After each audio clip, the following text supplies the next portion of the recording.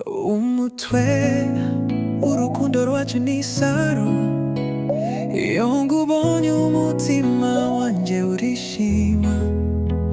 Amaso yawe anyereka ibyishimo, uri impano nahawe n'ubuzima. Urukundo rwawe ni urumuri rwanjye, ndawundi umeze nkawe ku isi. Wanyeretse ko gukundwa ari ibyishimo, iyo turi kumwe igihe kirahagarara, kuko umutima wanjye urimo umunezero. Wowe ni indirimbo yanjye ya buri munsi, inzozi nziza nabonye nkiri maso.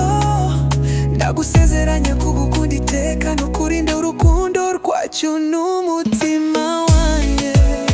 Mukundwa wanjye, uri izuba ryanjye, uri umucyo umurikira ubuzima bwanjye.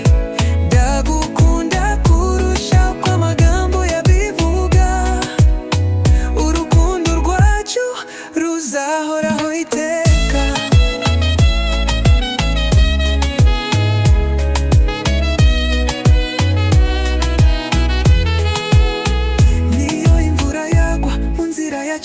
Nzagumana nawe ntahunga, kuko umutima wanjye wahisemo wowe, kandi ndawundi ushobora kuwusiba.